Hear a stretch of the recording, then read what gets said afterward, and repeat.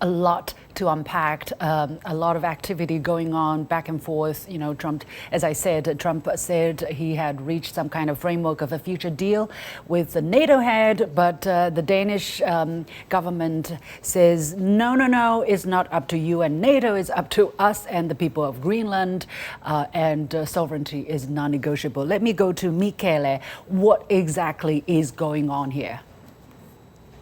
It's a very complicated matter, and we need to remember basically European countries have lost the Second World War, most of them, not all, and the US has won. So over the last 80 years, the relationship between US and the European countries has been one of, let's say, covered under the name of being allied. In reality, it's been a relationship of a superior military and economic power, the US, and weaker military and economic countries in Europe. So, over the last few years, many politicians in Europe have kept on this narrative of Italy, France, Germany being allied with the United States. And this is not true. We were a junior partner in a relationship. US has military bases in Italy, in Germany. Germany and Italy have no military bases. So what is happening now between the relationship? What is happening now between the United States and its junior partners, Michele? It's happening that finally we discover.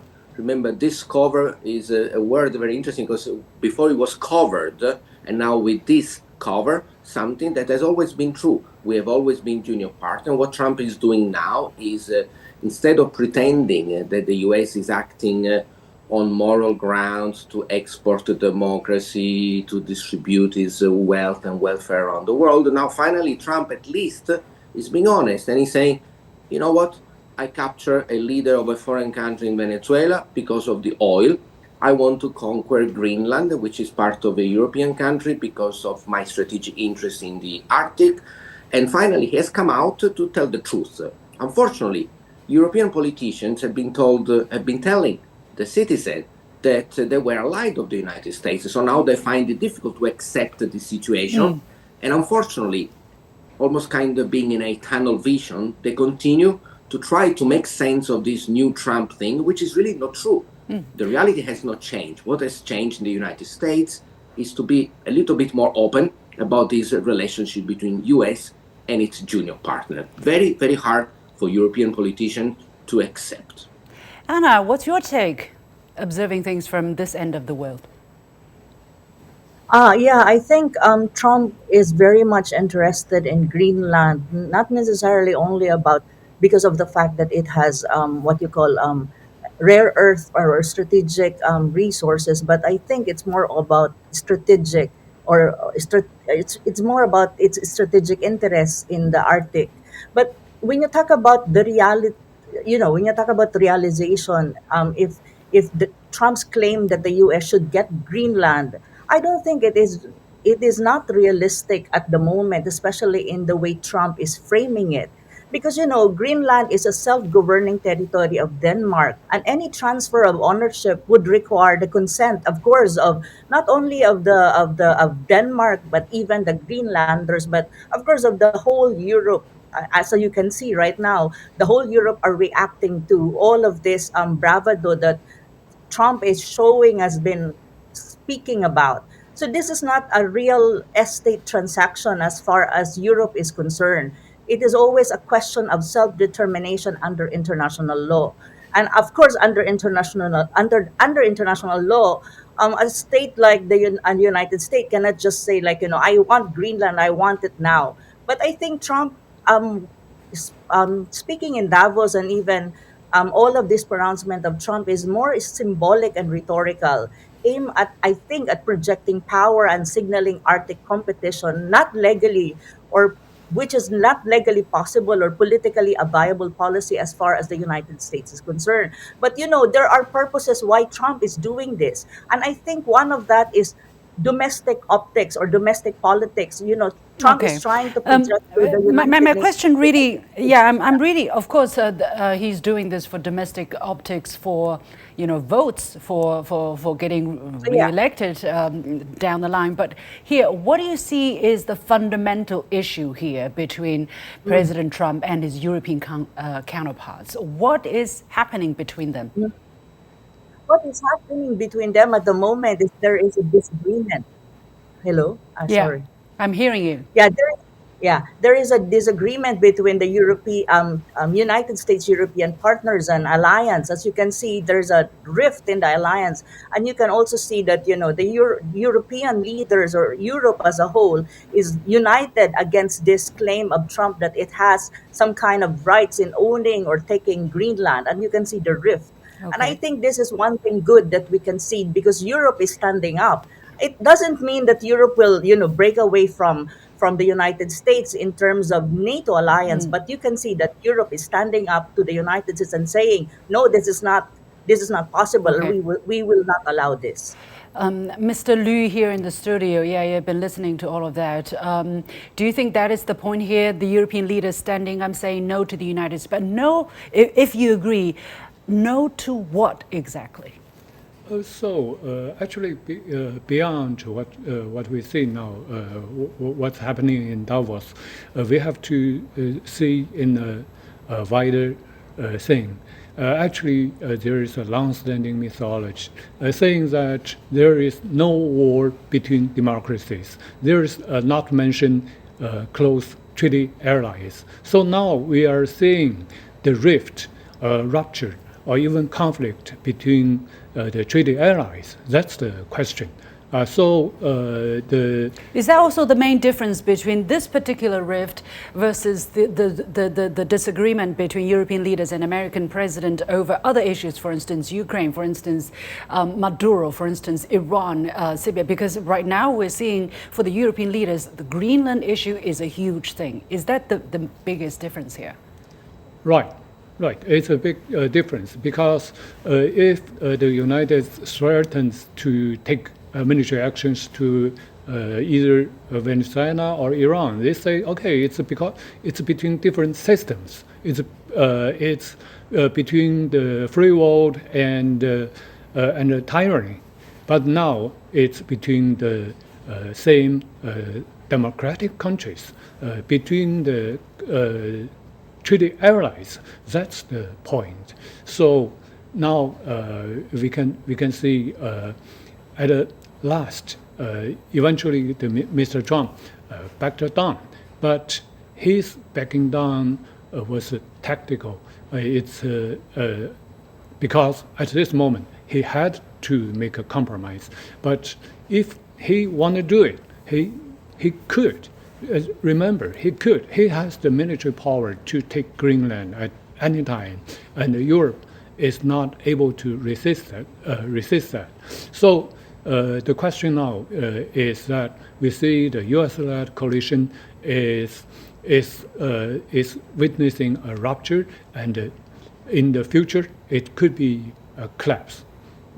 You mentioned the word rupture, which is also one of the key phrase or catchphrase coming out of Davos, because Prime Minister Mark Carney of Canada used this word in his speech, which received a standing ovation. He said the US-led international order is facing a rupture rather than a transition, and he called for power for the powerless. When he talked about powerless, he was talking about the so-called middle powers, countries such as European countries, such as Canada, basically what Liu Xiang was talking about, the second world, if we can use this term.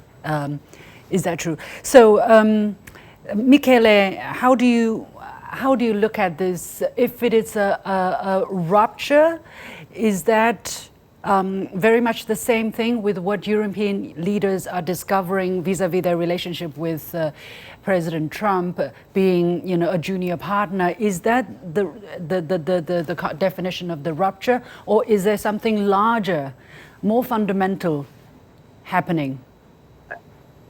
I think it's a little bit more fundamental. The key thing is that for the first time in history, the United States is declining in power because of the rise of China and the global south, etc. The United States see economic dominance and the military dominance, hegemony, to have to walk hand in hand. They see one as necessary for the other one. So the main goal of the United States of the last few years has been to break up the relationship between its vassal states, the European states, with China, with Russia, and with little bit Middle East. They have tried with China in the last 10 years via sanctions, embargo of technology, and have realized that this tactic has failed because China, if you cannot buy technology, if you have embargo on import of goods, Nvidia, semiconductors, what do?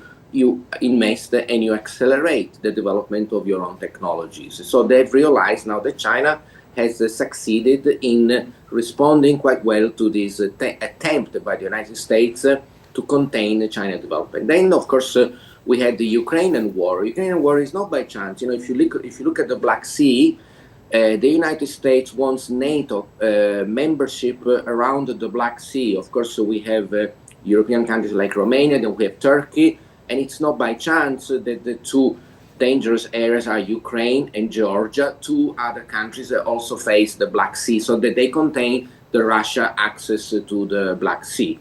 And of course, with the sanctions against Russia that have failed over the last 3 years, the United States has also attempted to break up the relationship between Russia and Europe, a relationship that was very healthy. Russia has never done anything to Italy, to my country.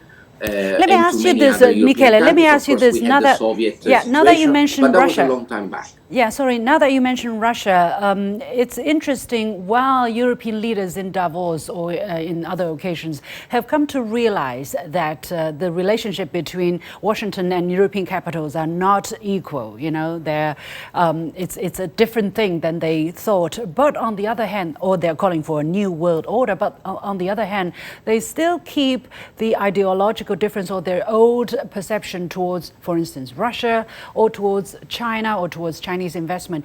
This haphazard awakening, do you think that's going to make a difference, Michele?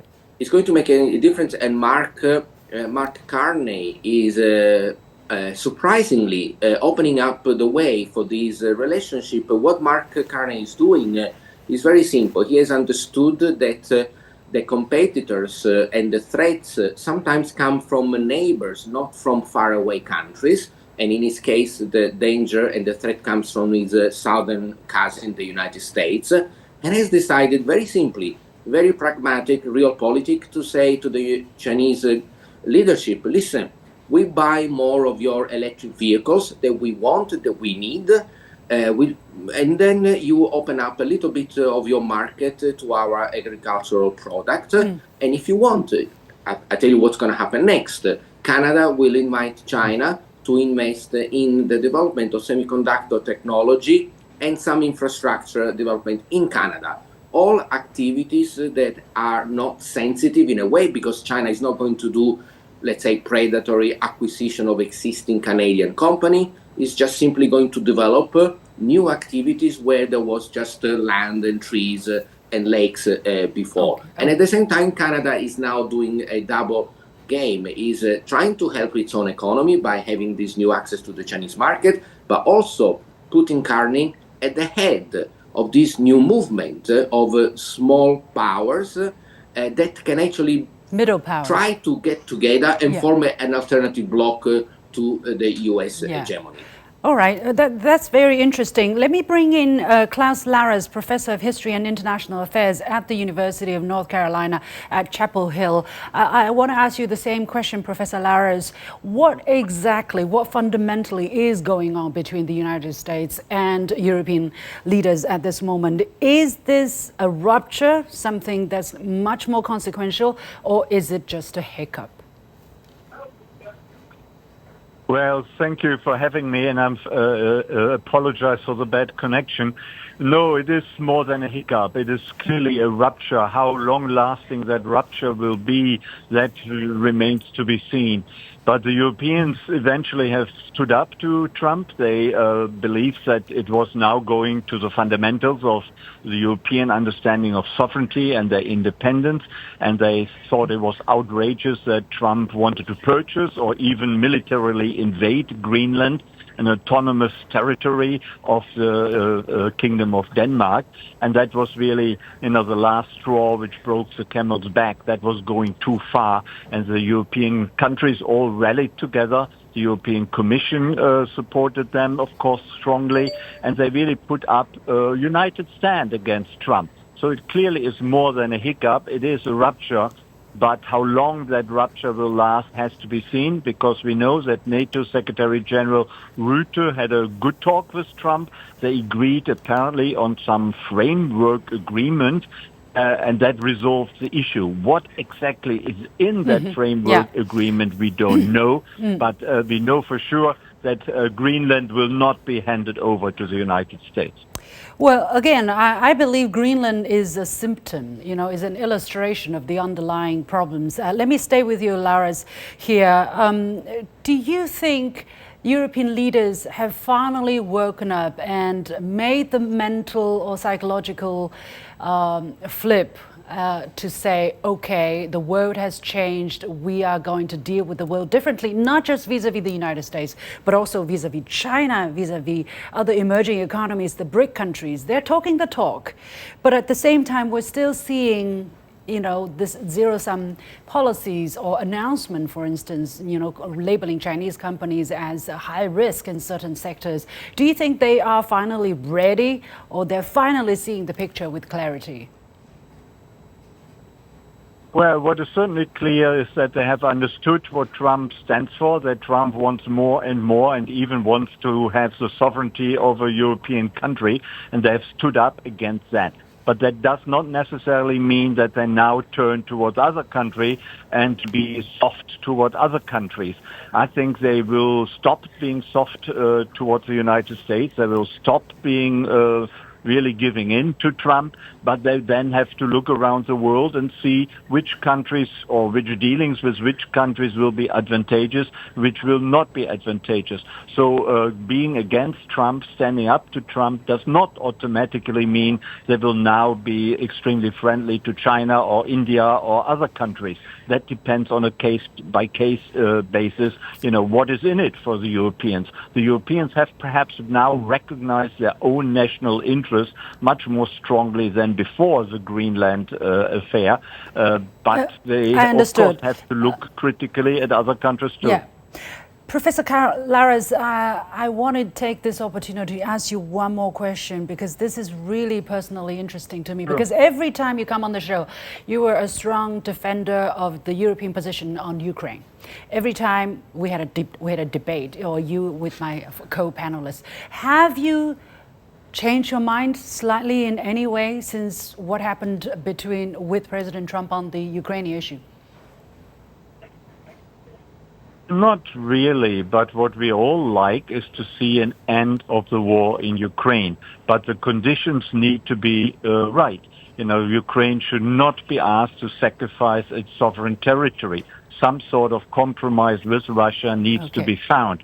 And Witkoff and Kushner are doing their best, I assume, to find that compromise. But so far, I can't see that a compromise which all parties, including Zelensky and Putin, have agreed to and has been found.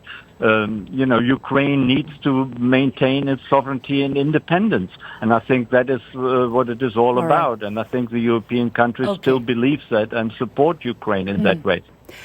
Thank you, Professor Laras. Thank you very much. Let me turn back to Anna, whether you share my impression that it seems the importance of Ukraine is not as high as the importance of Greenland for European leaders.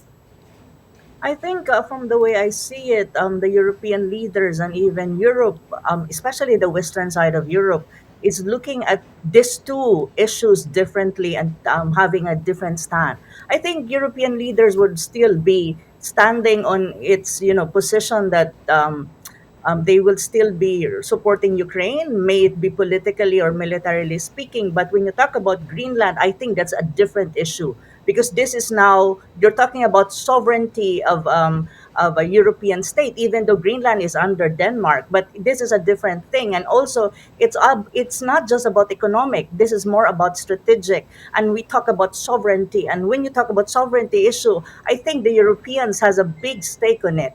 And this is one thing, and also one thing that you have to remember in the speeches of in Davos, one specific word or phrase that emerged strongly is what you call strategic autonomy. So meaning, the European leaders and Europe as a whole, even is united in asserting that, yeah, we can be allied in the framework of NATO, but and take note, we also want to have this strategic autonomy, especially now that Trump is very much eager to acquire Greenland, may it be. But of course, Trump said that he will not use force, but he really is intending to have Greenland by buying it or whatsoever. So this is very interesting. But again, I don't see a similar stand when you talk about the Ukraine crisis. But Okay. yeah, Yeah. it's a Okay, different, Mr. Liu. they have Yeah. a different treatment on it. Yeah. Mr. Liu, very quickly on that question, but also, if you don't have a strong economy, you cannot have autonomy. And right now, European economy is very bad. is not doing well at all. Is there an opportunity by engaging China?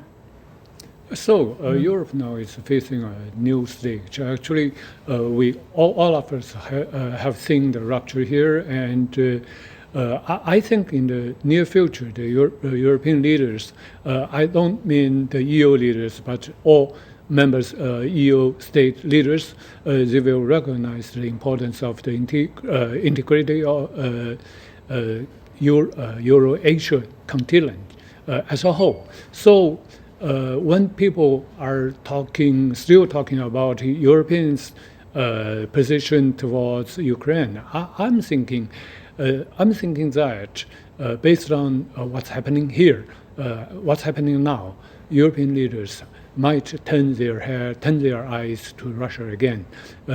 Before the Russia-Ukraine conflict, Germany and other European countries have very close economic relationship with Russia, and successfully, right? That's successful relationship, and Euro-China relations have been widening. So now I think the European leaders will probably turn their eyes to Russia again, and definitely they will turn their eyes to China. So everybody is expecting the visits of the people like German Chancellor and the British Prime Minister coming to China in the near future. So that's a trend. Okay. Hopefully something positive is going to come out of that. I want to give the final opportunity to Michele, because you are in Rome and you are talking to people who are in it, political leaders, business leaders. What are they saying behind the scene?